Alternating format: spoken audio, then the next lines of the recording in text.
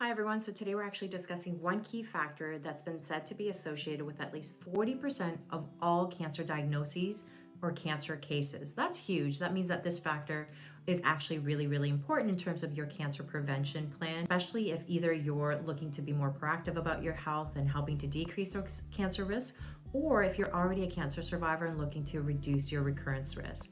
I'm also going to be sharing with you one tool that can help us to assess how big of a risk this particular factor is for you. And last but not least, at the end of the video, I'll be discussing 4 key things that you should know with regards to this particular factor. So let's get started. First of all, what we do know is that there are a lot of different things that could potentially cause cancer, but the CDC is actually sharing with us or showing us that there are 2 key steps or factors that we should be focused on to help to reduce those cancer risks. Now, the first one is actually to avoid tobacco smoking, and the second one, and the thing that we're discussing today, is actually to get to and maintain a healthy weight. Now, if you're not sure what a healthy weight is, this is where that tool actually comes in. So the BMI is a calculation that can help you to assess whether you lie in that healthy weight or normal weight zone, or whether you're overweight or obese, and that can help us to assess what your risk factors might be, and also sort of whether or not this is an area that absolutely needs to be focused on. You basically put in your weight and your height into a calculator, for example, that can do this for you, and it will spit out a number that can tell you which category you lie in.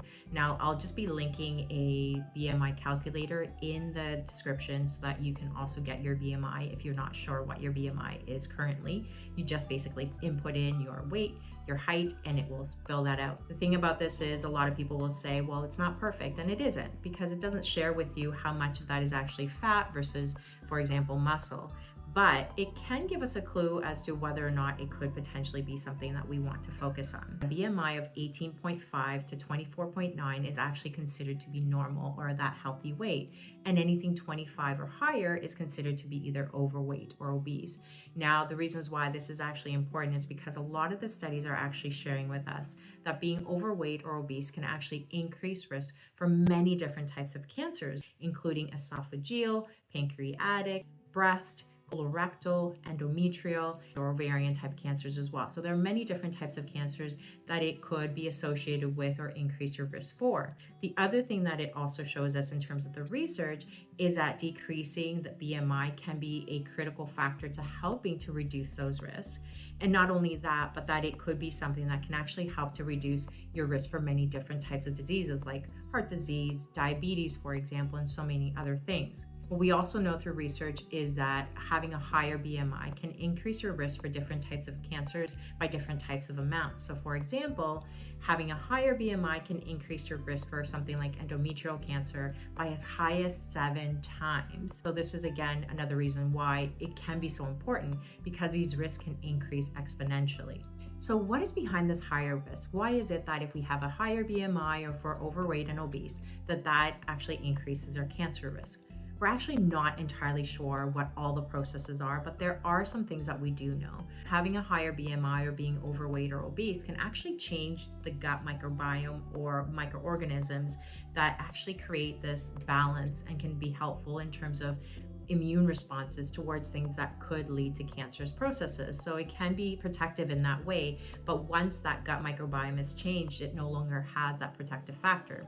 The other thing that it could do is actually increase chronic inflammation. We know that chronic inflammation can create an environment where a lot of cancerous processes want to happen, and where cancer cells want to grow and spread as well. We know that it can lead to increased levels of insulin and insulin-like growth factors, which can also lead to many different types of cancer growth and cancer processes. And this is one of the reasons why sugar regulation strategies is actually one key and important factor, or should be one key and important factor in your prevention plan as well. And stabilizing that sugar and that insulin response is actually really important. And last but not least, we know that having a higher BMI, having more fats, tissue in general, can actually increase estrogen levels in your blood, as well as aromatase activity, which produces more estrogen.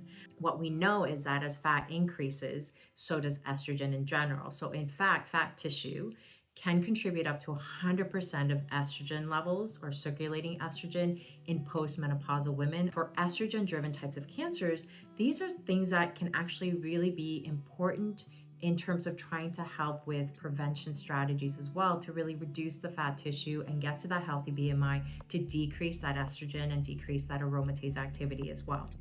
So how can you assess your risk? While BMI isn't everything, again, you will need to do that BMI calculation in order to know sort of where you might lie within this particular risk factor and whether or not it needs your extra attention as well. Here are 4 things that you should still remember about all of this. First of all, either being overweight or obese is actually multifactorial in terms of the many factors that can impact this.